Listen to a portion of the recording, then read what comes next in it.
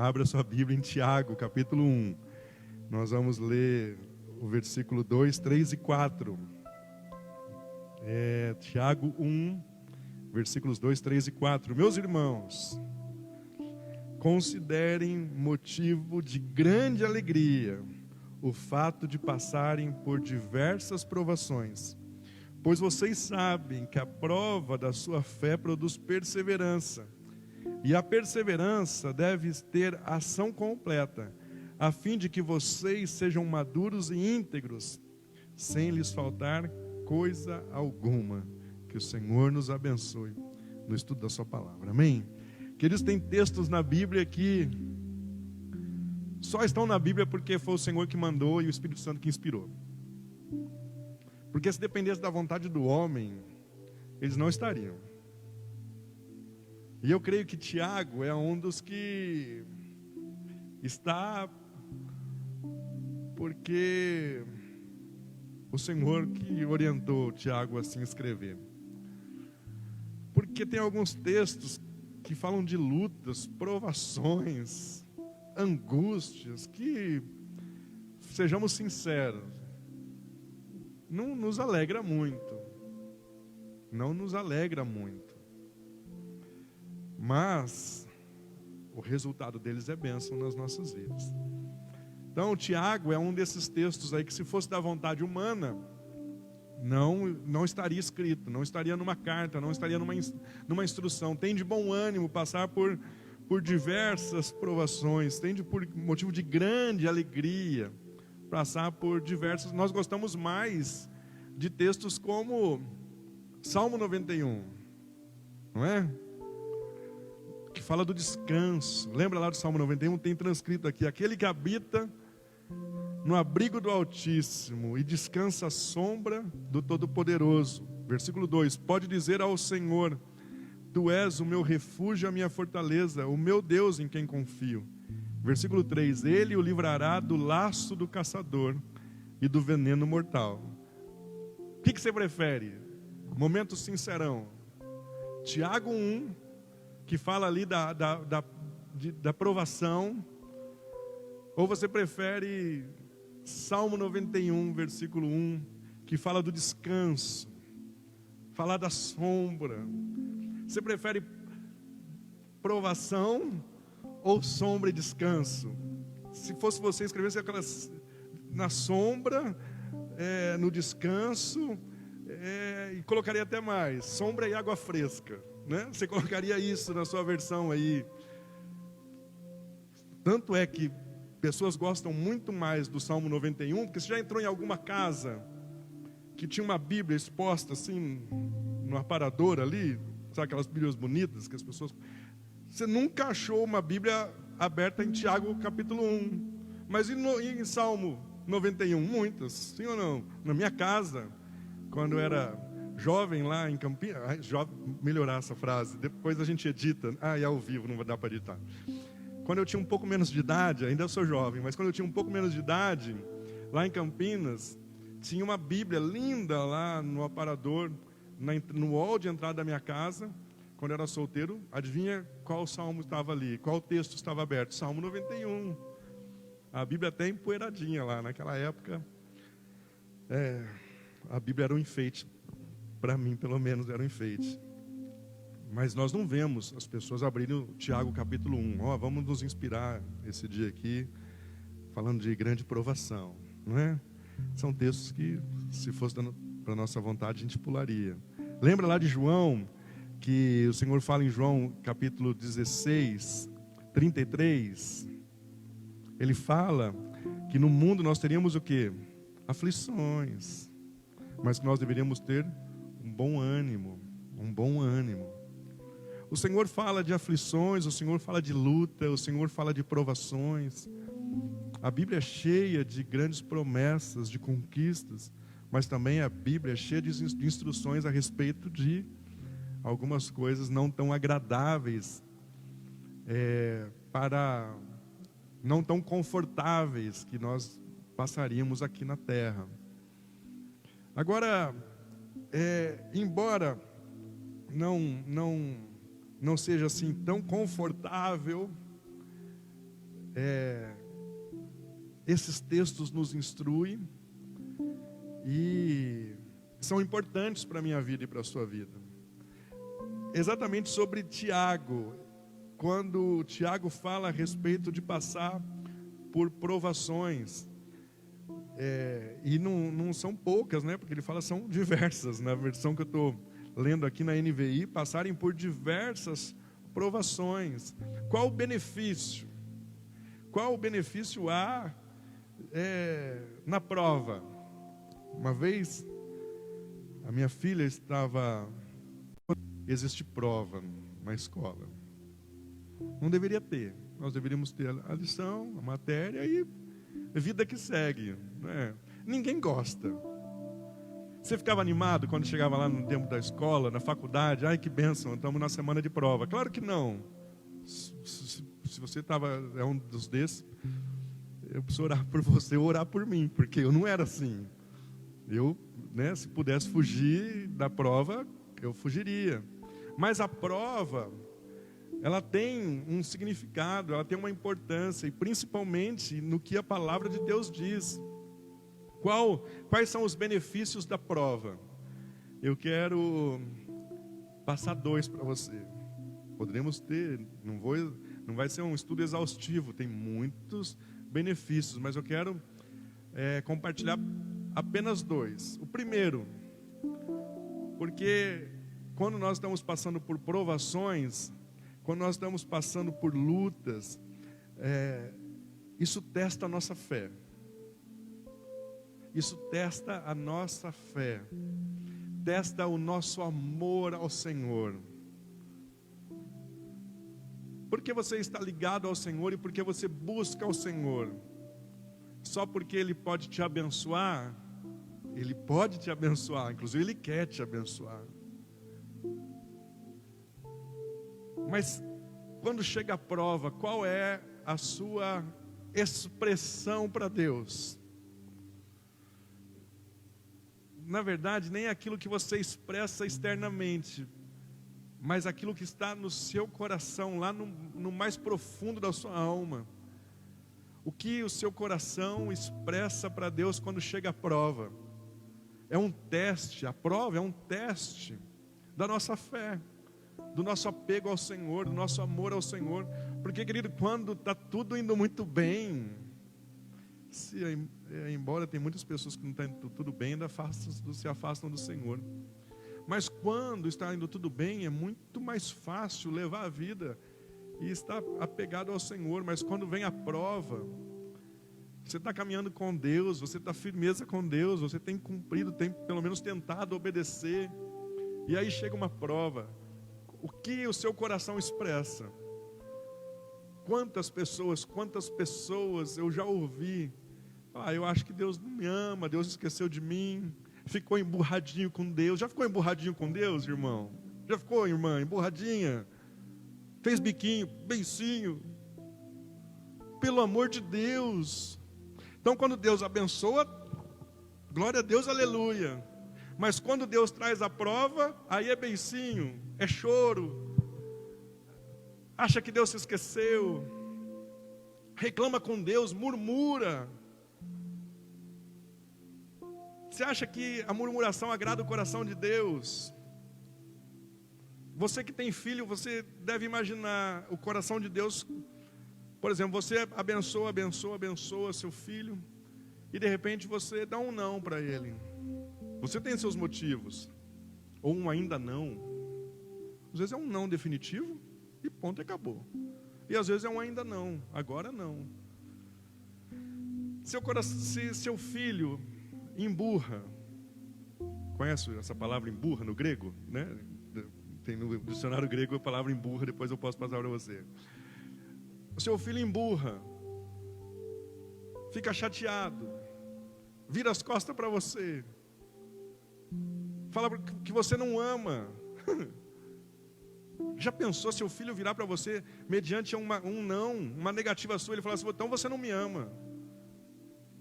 O coração do seu filho está ligado a você. Por quê? Pelo quê? Pelo que você pode dar, pelas tuas mãos, pelos teus presentes.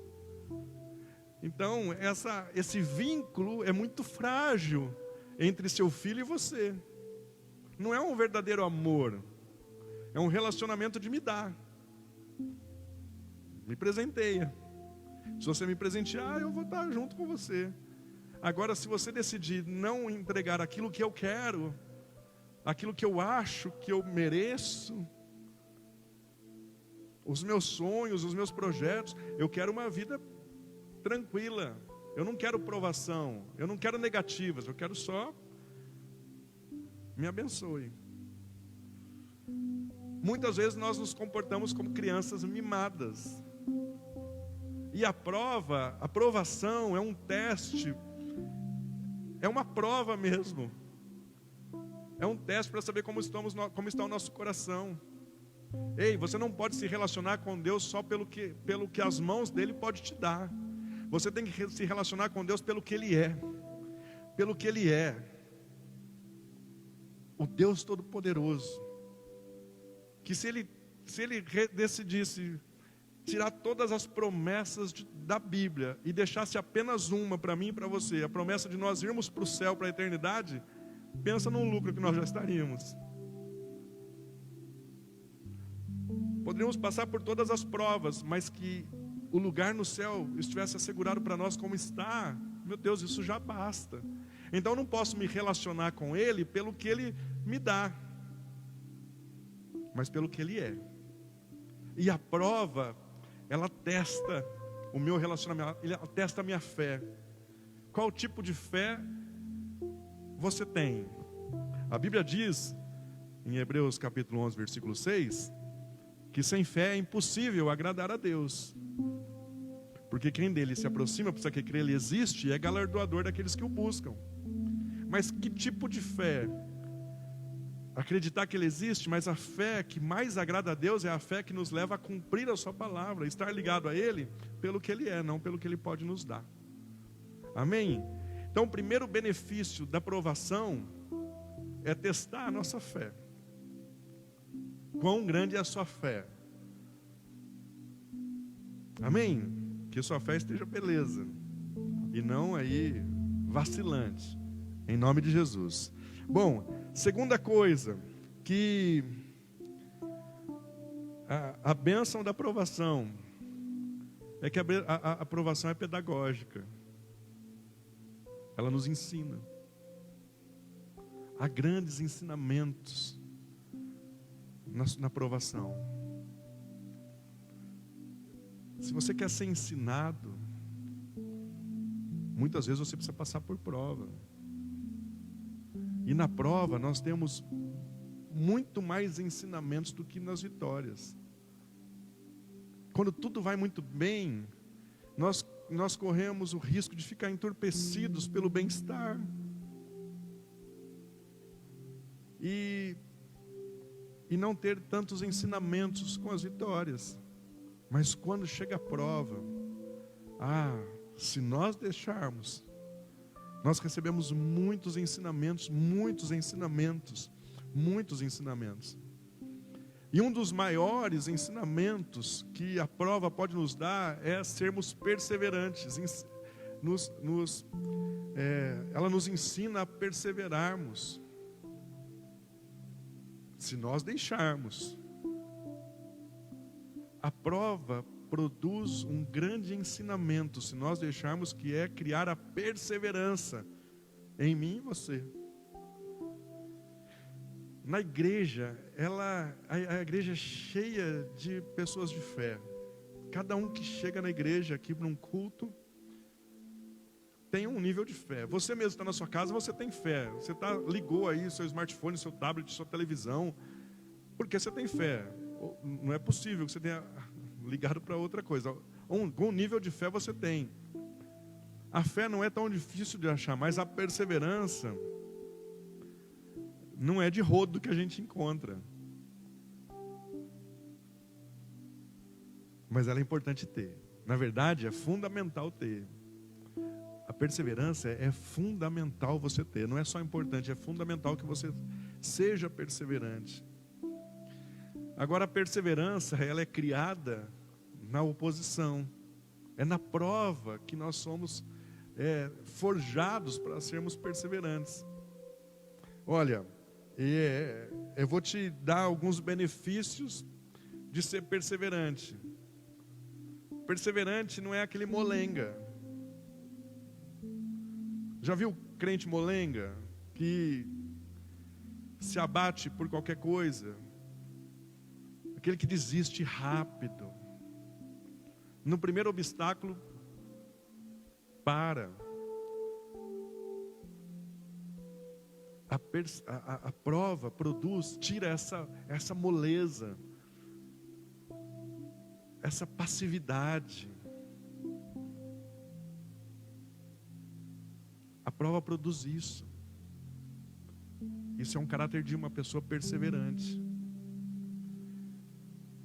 A pessoa perseverante, ela, como eu já falei, ela não desiste fácil. Sabe por quê? Porque ela sabe o norte, ela sabe o caminho, ela sabe o que deseja. Não é uma pessoa que tem variações de temperamento, de ânimo. Uma hora quer uma coisa, eu quero isso, eu vou fazer isso. No primeiro obstáculo já não quer mais isso, aí quer outra coisa. Está sempre mudando o norte. Está sempre investindo em uma coisa, mas essa coisa não prospera, porque qualquer coisa que você vai empreender tem seus obstáculos, tem suas lutas. E aí, nessas lutas você para, desiste e vai buscar outra coisa mais fácil. Pelo amor de Deus, sua vida vai ficar nisso até quando? Sem um destino certo, você não sabe um destino certo quando você não é perseverante. E muitas vezes joga nas costas de Deus. Sabe por quê? Porque fala assim, não está dando certo, é porque Deus não quer. Porque se Deus quisesse, tudo ia em paz. Isso não me traz uma paz. Então não é de Deus. Pelo amor de Deus. Lembra de Jesus no Getsêmani? Poucas horas antes de ir para a cruz. Por que você acha que ele estava transpirando gotas de sangue? Porque ele estava embaixo de um estresse tremendo. Você acha que o caminho era fácil da cruz? Ontem eu estava conversando com o Flávio, nosso professor da EBBA, e nós tivemos uma conversa boa a respeito de Bíblia. Pena que o tempo foi curto, mas estávamos conversando sobre Bíblia, e nós estávamos falando da humanidade de Jesus. Jesus foi homem. Ele sofreu aquelas angústias de saber a dor que ele enfrentaria, e mais ainda o afastamento que ele teria momentâneo do próprio Deus, do seu Pai, porque ele receberia uma carga de pecado que ele nunca experimentou, e muito menos se afastar de Deus. Era confortável? Você acha que o coração dele estava como? A ponto de transpirar gotas de sangue. Mas era a vontade de Deus? Claro que era a vontade de Deus. A cruz era o caminho dele. Quem é perseverante sabe exatamente o que Deus quer para a sua vida. E não desiste, não desiste, não desiste. Mesmo que seja árduo o caminho. Não é aqueles que estão... É uma pessoa focada. É uma pessoa focada. Não é uma pessoa que se deprime por momentos difíceis. Quantas pessoas que vivem hoje o problema da depressão. Filhos de Deus. Uma doença na alma. Porque não aguentam a pressão. Estão deprimidos. Uma pessoa perseverante, ela é muito mais difícil de cair nesse problema aí que é tão comum, chamado depressão. Uma pessoa perseverante, independente do cenário, ela sempre tem no coração uma esperança. Uma esperança de que não é um otimismo, é diferente. Eu convivi com uma pessoa que era muito otimista. Meu pai, que foi para a glória agora, agora, fevereiro, né? Que foi carnaval, foi fevereiro. Fevereiro meu pai foi para a glória. Foi para a glória com 85 anos. E meu pai era uma pessoa muito otimista. Eu trabalhei muitos anos da minha vida com meu pai. E meu pai enfrentou muitos obstáculos na carreira profissional dele. Ele teve muito sucesso um tempo, mas para chegar nesse patamar de sucesso empresário, fugiu a palavra. Profissionalmente falando, sucesso profissional. Ele ralou bastante, não foi tão fácil. Então ele precisou perseverar. Depois o negócio, sabe que nem o rojão, você solta, depois foi assim mais ou menos lá. Começou uma decadência. E nós trabalhávamos juntos e nós víamos o cenário, né? E aí, às vezes eu perguntava ao meu pai, e eu falava assim, e aí pai, como é que tá? Ele falava assim, as perspectivas são muito boas. Era uma frase que meu pai sempre falava. E aí pai, as perspectivas são muito boas. E sinceramente eu olhava para as perspectivas e eu não encontrava esse cenário tão agradável assim. Meu pai era uma pessoa otimista, que tinha uma esperança, mas ele era mais otimista. Uma pessoa perseverante, ela tem uma esperança. E a esperança, uma pessoa perseverante, um cristão perseverante, não vamos falar numa pessoa comum. Uma pessoa comum, ela pode ser otimista. Mas um filho de Deus, um servo do Senhor, um cristão perseverante, ele guarda a esperança no seu coração. E o que traz esperança, e o que dá certeza dessa esperança, é justamente saber de quem Ele é.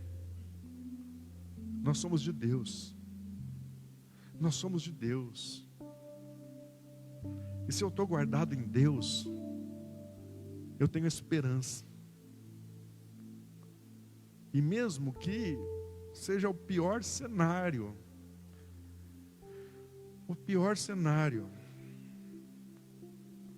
mesmo que seja ali no vale da sombra da morte, esteja enfrentando o vale da sombra da morte, ainda nós temos a esperança, e a maior esperança do que? De encontrá-lo na glória.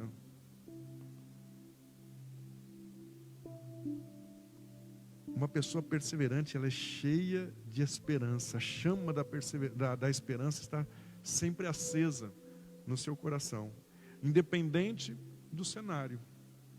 Independente do cenário. Agora, vamos olhar para o cenário.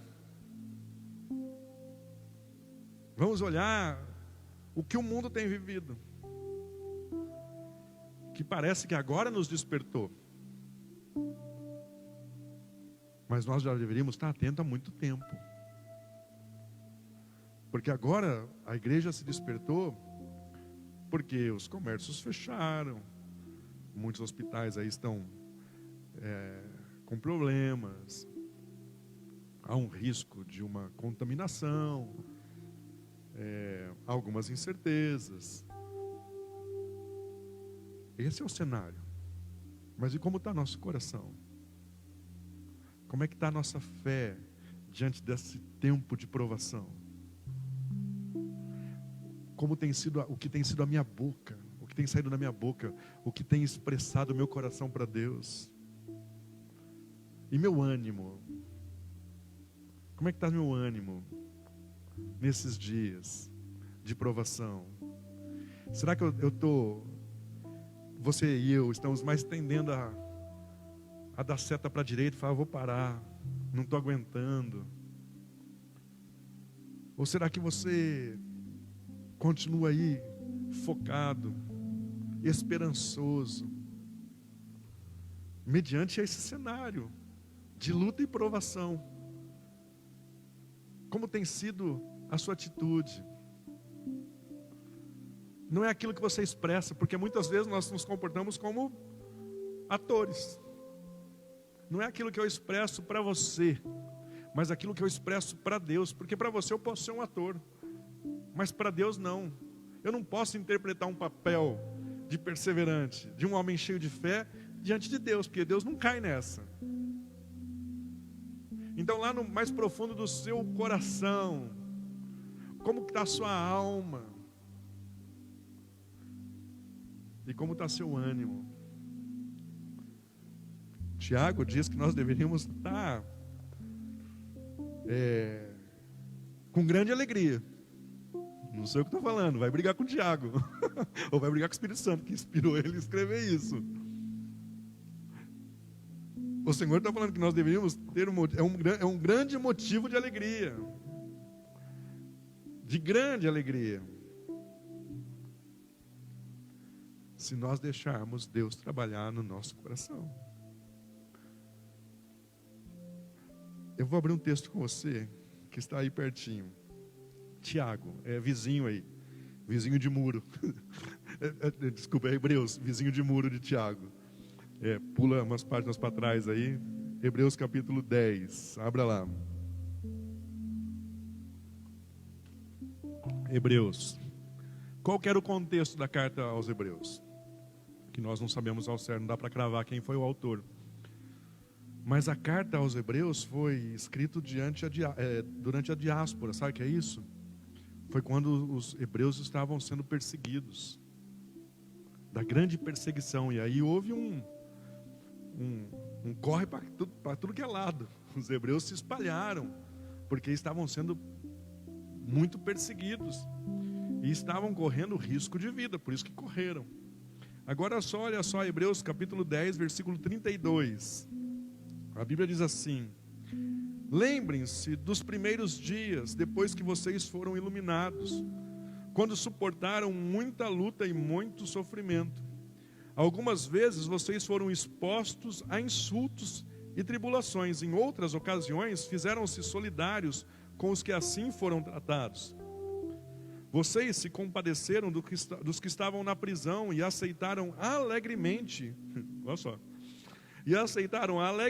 o confisco dos seus bens, pois sabiam que possuíam bens superiores e permanentes. Versículo 35. Por isso, não abram mão da confiança que vocês têm. Ela será ricamente recompensada. Vocês precisam perseverar, de modo que, quando tiverem feito a vontade de Deus, recebam o que Ele prometeu. Pois em breve, muito em breve, aquele que vem virá e não demorará. Mas o justo viverá pela fé. E se retroceder, não me alegrarei dele. Nós, porém, não somos dos que retrocedem e são destruídos, mas dos que creem e são salvos. Que grupo você está? Você está nesse grupo daqueles que não retrocedem, que não desanimam, que perseveram. Você viu que ele diz aqui? Vocês precisam perseverar, de modo que quando tiverem feito a vontade de Deus, recebam o que Ele prometeu. Quem não persevera não recebe aquilo que Deus prometeu. Por isso que a perseverança é tão importante. Quem não persevera não recebe aquilo que Deus prometeu. Só que a perseverança se constrói num ambiente de luta, de prova. Por isso que na igreja muitos têm fé, mas nem todos têm o caráter de perseverar. Está entendendo, gente boa? Você está entendendo o que isso pode propiciar a sua vida? Quando o Tiago fala em alegria, não é pelo momento, mas é até a consciência do que aquele momento vai proporcionar a você como ser humano, como pessoa, como cristão, como filho de Deus. Por isso que você tem que ter alegria. não exatamente por estar vivendo a prova, mas por saber aquilo que ela forjará em você. Sabe qual a figura? Uma das figuras do povo de Deus? Exército. Inclusive, um dos nomes que é dado ao Senhor no Antigo Testamento, o Senhor dos Exércitos. Ei, precisa ser bom soldado. Ser bom soldado. Valente, corajoso, perseverante, que não desanima. E eu quero terminar essa palavra, foi curta, né? Eu quero terminar essa palavra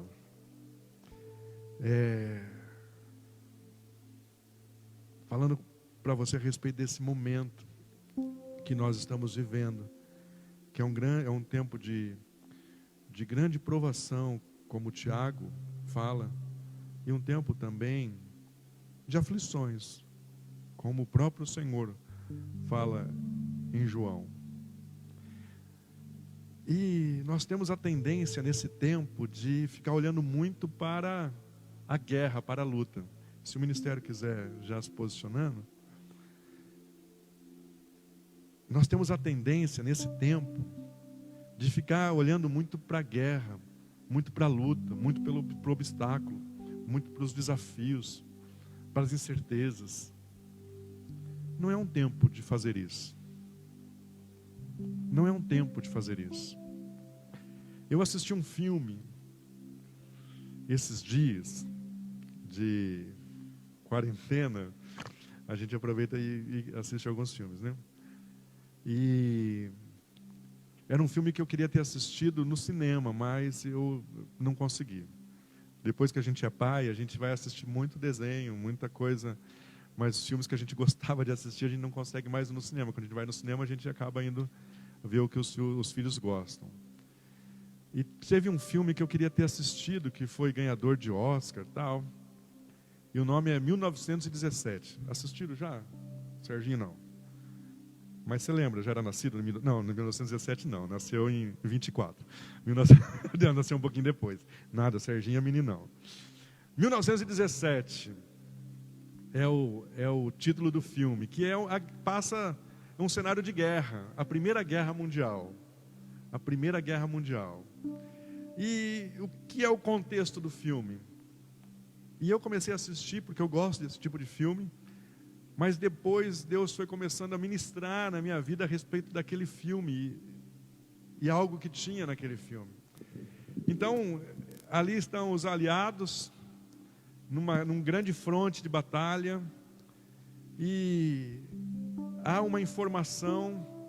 O Departamento de Inteligência descobriu que num outro fronte, quase 2.000 soldados estavam ali correndo um risco, porque eles iam enfrentar o inimigo achando que o inimigo tinha se dado por derrotado, que o inimigo estava fugindo, que os alemães estavam fugindo, mas descobriram que era uma cilada, que na verdade os alemães estavam se fazendo de fraco, estavam se fazendo de vencido, mas eles estavam armando uma grande emboscada, e que se aqueles soldados fossem para a batalha daquela forma, eles morreriam, quase 2.000 homens morreriam.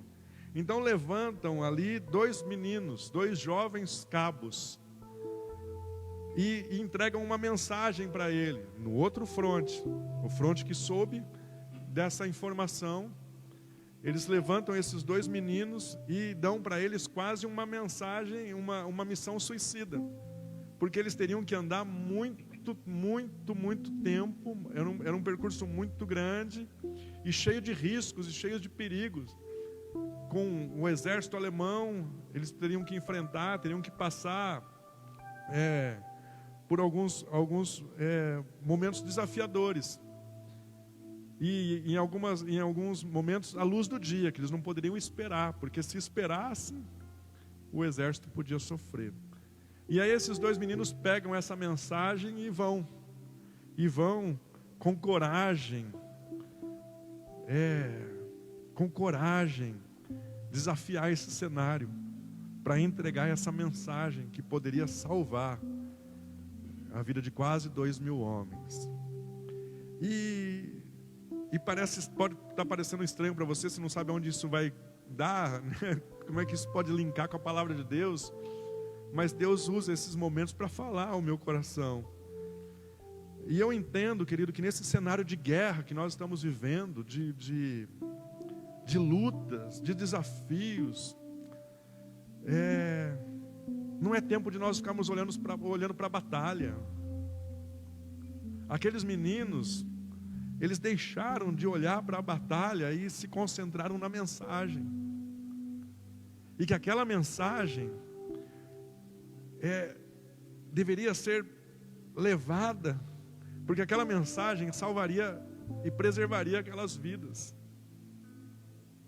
Num momento de grande tribulação, angústia, provação, como nós estamos vivendo, muitas vezes o nosso olhar é levado para a batalha.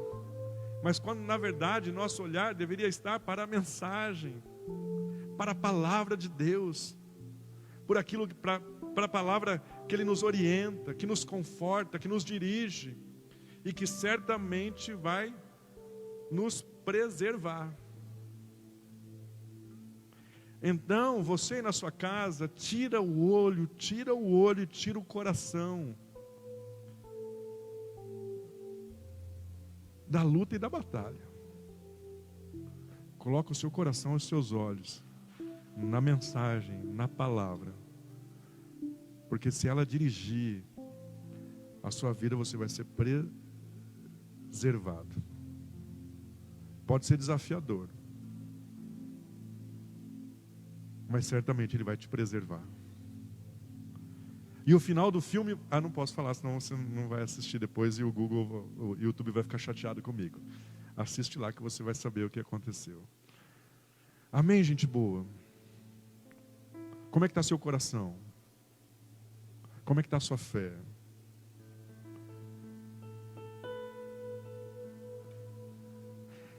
Se alegra, para que o Senhor se alegre contigo. Feche seus olhos aí na sua casa. Feche seus olhos aí na sua casa. E agora é tempo. Você está aí na sua casa.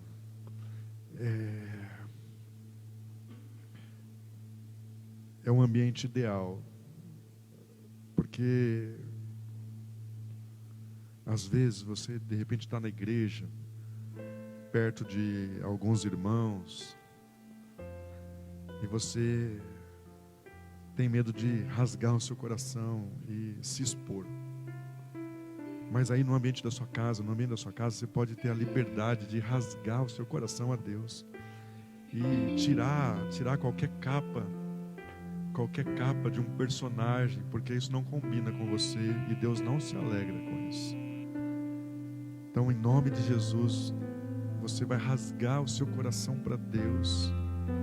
Rasgar o seu coração para Deus, para que Ele possa entrar com a provisão do teu Espírito, o Espírito Santo dEle, e restaure a alegria, a fé, a esperança. Pode ter certeza, o que o Deus está fazendo com você é uma grande obra. É uma grande obra, é uma grande obra. E todos os conquistadores que esse mundo já viu, que já pisou nesse mundo, você pode ter certeza que todos eles passaram por provas, por lutas. Ei, para Deus, você é um conquistador. Em Cristo Jesus, você é mais do que vencedor. Então, em nome de Jesus, pode ter certeza que o que está acontecendo não é para a sua destruição, mas é para te forjar mais forte, com mais fé e mais perseverante. E se você perseverar, depois de ter perseverado e feito tudo o que Deus te orientou, Ele cumprirá as promessas sobre a sua vida. Então, estenda a sua mão para o alto aí na sua casa. Estenda a sua mão para o alto aí na sua casa. Eu quero te dirigir numa oração. Você vai dizer assim para Deus: Deus, Senhor meu Deus, eu confio em Ti. Eu confio em Ti. Eu confio em Ti. Eu tenho fé no Senhor. A minha fé não está ligada à circunstância. Eu estou ligado no Senhor. Eu estou ligado contigo. Não apenas no tempo que o Senhor me dá a provisão, a bênção. Não é apenas quando as coisas estão indo tudo bem. Eu estou com o Senhor pelo que o Senhor é. Pelo que o Senhor é. Pelo que o Senhor é. No tempo de bonança ou no tempo de aflição. No tempo de conquista ou no tempo de angústia, eu estou com o Senhor. Eu estou com o Senhor. E eu entendo que tudo isso que está acontecendo não é para minha destruição. Eu entendo que tudo isso que está acontecendo é porque o Senhor está trabalhando em mim, está trabalhando em mim, está trabalhando no meu caráter, porque eu não posso ser vacilante. Eu tenho que ser uma pessoa perseverante, um filho do Senhor que persevera nas tuas instruções, na tua palavra. Eu não sou movido pelas circunstâncias, eu sou movido pela esperança que o Senhor colocou no meu coração através do teu Espírito Santo. Hoje, diga aí na sua casa: hoje eu decido mudar esse ambiente interno do meu coração. Eu não quero mais me queixar, eu não quero mais duvidar, eu não quero mais chorar diante dessa prova que eu estou passando, porque hoje eu entendi o que isso causará em mim, o quanto isso me abençoará, porque isso está ligado às tuas promessas para a minha vida. Então hoje eu mudo a minha roupa de tristeza para uma roupa de alegria. Eu me alegro porque eu sei em quem eu tenho crido. E meus olhos não vão estar mais nas circunstâncias, meus olhos não estarão mais na batalha, na luta, mas os meus olhos estarão na sua mensagem de esperança e de vitória, de preservação e de conquista, em nome de Jesus, em nome de Jesus. Com autoridade, abre a sua boca aí na sua casa e fala assim: com a autoridade que o Senhor me deu, eu declaro que os planos do inimigo contra a minha vida, contra a minha família, estão falidos, porque eu sei em quem eu tenho crido, e a minha confiança está no Senhor. Eu confio no Senhor, e só isso já me basta, isso me abastece, isso me tranquiliza. Obrigado, Senhor.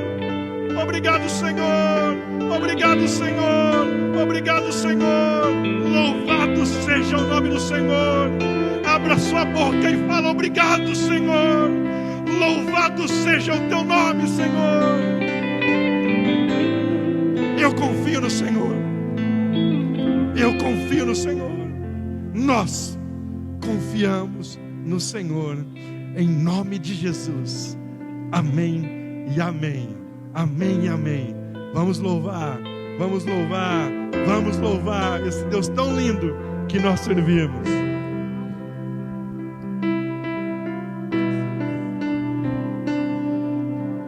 Eis-me aqui.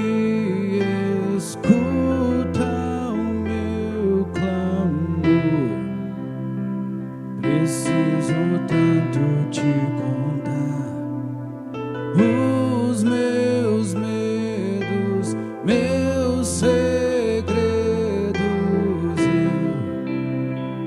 Eu preciso tanto confessar. Sou tão fraco, tão pequeno sou. Eu não mereço teu amor, mas a tua graça me alcançou. Livre sou. Minha rocha, meu escudo, em ti vou confiar, não vou me abalar. Em teus braços eu me escondo, não há o que temer, pra sempre eu vou crer.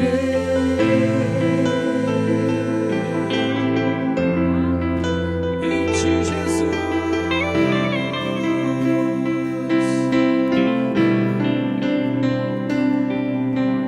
Eis-me aqui, escuta o meu clamor.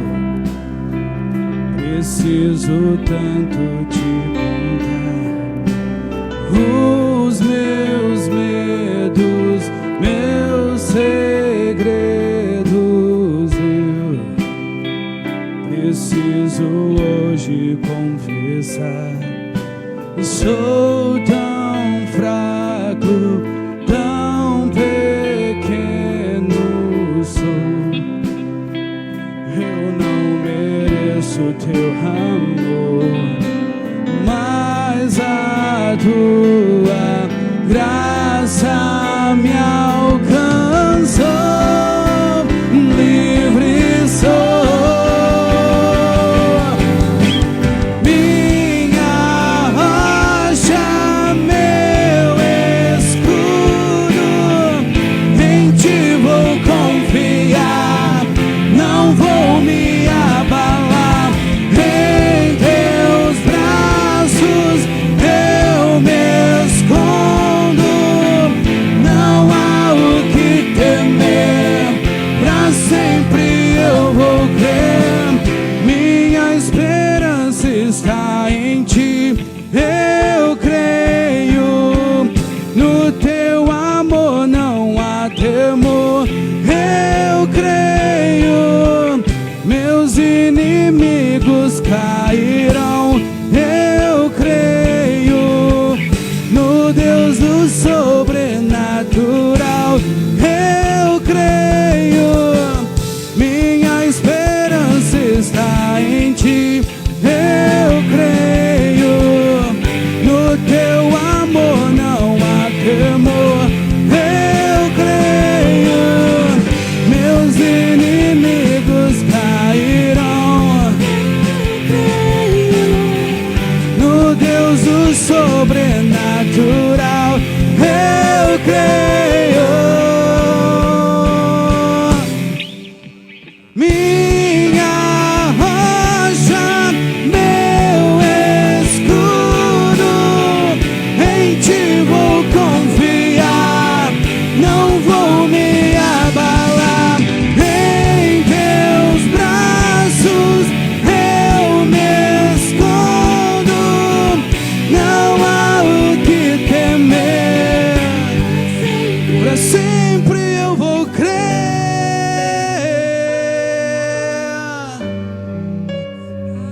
Em ti, Jesus.